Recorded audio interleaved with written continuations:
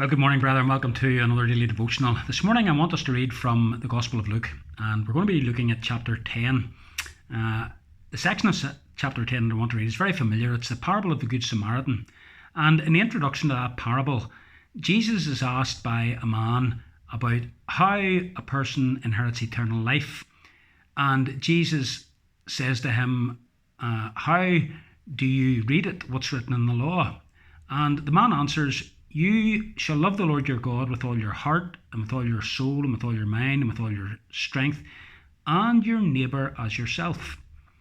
And Jesus turns to the man and says, you have answered correctly. If you do this, you will live. And then we read, but he, desiring to justify himself, said to Jesus, but who is my neighbour? And in response to that, Jesus told the parable of the Good Samaritan. At the very end of the parable, Jesus asks this question of the man that he is primarily addressing. Which of these three do you think proved to be a neighbour to the man who fell among the robbers? He said, the one who showed him mercy. And Jesus said to him, you go and do likewise. The point of that parable is, of course, to teach us that everyone is our neighbour. Whenever we come across someone who is suffering, someone who is in need, and we have some ability to help them in any way we can, we should do so. And in doing that, we are showing love and compassion towards another human being. The man whom we are going to think about today is a man who demonstrated that in his own life, as we're going to see in our study today. This is the man. Maybe put him up like that. This is the man. His name is William Wilberforce. William Wilberforce. He was born on the 24th of August in 1759 in Hull, the son of a very wealthy merchant. He himself, William Wilberforce, in his childhood was small, very delicate, and he had very poor eyesight, something that in fact was to be part of his whole life experience. When he was just 9 years old, his father died, and circumstances meant that he had to move and go and live with his aunt and uncle in London. Both his aunt and his uncle were firm Christians and in fact supporters of the evangelical movement. A very strong and warm bond of affection developed between William Wilberforce and his aunt and his uncle. But sadly, later on, he was brought back to Hull by his mum and by his grandfather when they heard of the influence that evangelical Christianity was having upon Wilberforce's thoughts. His mum and his grandfather were both members of the Church of England and weren't into all this evangelical Christianity that was being taught in that era. Sadly, upon returning back to Hull, Wilberforce, no longer under evangelical Christianity influences, fell into the ways of the world for a time. In 1777, he became financially independent after the death of his grandfather and the death of an uncle. And now having financial independence and no longer being influenced by any evangelical Christians, he gave himself to a life of hedonism. In other words, he just lived for pleasure. He gambled, he engaged in card schools, he was always drinking late at night, and he was a very popular young man. He became friends with someone who was to have a very significant influence in British politics, a man by the name of William Pitt, later to become Prime Minister. In 1781, he graduated with a BA, and in 1788 he achieved his Master of Arts.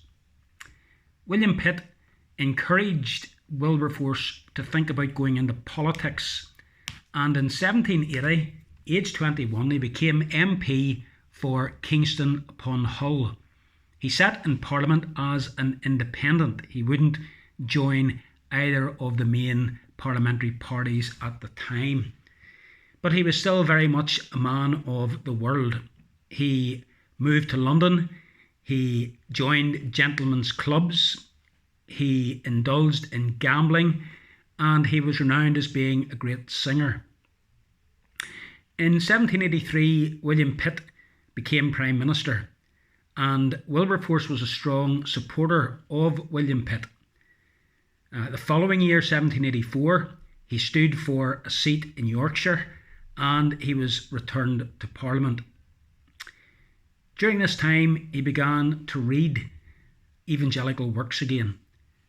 And in the course of reading The Rise and Progress of Religion in the Soul by Philip Doddridge, he was influenced greatly and attributes his conversion to Christianity to around this particular period. William Pitt and John Newton had a great influence upon him, and they encouraged him to remain in politics and to bring his newfound Christian faith to bear upon the political issues of the day. Wilberforce was a strong Sabbatarian, arguing for the sanctity of the Lord's Day. He took a strong stand against immorality in national life, always arguing in favour of biblical moral principles. And he was a man who was also involved in prison reform. But the big issue for which Wilberforce is especially remembered is his contribution to the abolition of the slave trade. He was motivated by a desire that his Christian life should be applied to every single area, and that the Christian principles of the Bible should be seen to be applied to every aspect of life. And when he learned about conditions that were being suffered by the slaves who were being sold through the slave trade, Wilberforce was keen to do something about this. Increasingly, he felt in his heart that God himself was laying this as a burden upon Wilberforce, and he sought to do all that he could politically to bring about the change for which his name is now most associated. His initial plans of interest in this were seen in 1789 when he wanted to bring a bill into Parliament. Sadly, he took ill, and as a result of that illness, he was unable to do so. On the 12th of May 1789, he began his political campaign against slavery when he made his first speech in Parliament against this slave trade. In 1790, he introduced the first bill, but it was defeated by 163 votes to 88 votes. However, Wilberforce didn't waver. He knew that he was arguing for that which was morally right, and he persevered. And eventually, as a result of his work and the work of others who were associated with him, particularly a man called Clarkson, eventually a bill was introduced to Westminster Parliament by the Whigs to overthrow slavery. In May 1833, the Whig government introduced a bill for the abolition of the slave trade. Sadly, Wilberforce didn't live to see that bill actually passing through Parliament. He died on the 27th of July, 1833. The following year, August 1834, the Slavery Abolition Act was passed. Wilberforce had a phenomenal impact upon life for many, many thousands of slaves. With the passing of the Slavery Abolition Act in 1834, the lives of thousands were completely transformed. His story is portrayed in a movie that was released in 2007, and I would encourage you to try and view that movie. It's called Amazing Grace, and it does deal with John Newton, who wrote that hymn, of course, but it deals particularly with Wilberforce and his battle to bring about the anti-slavery legislation.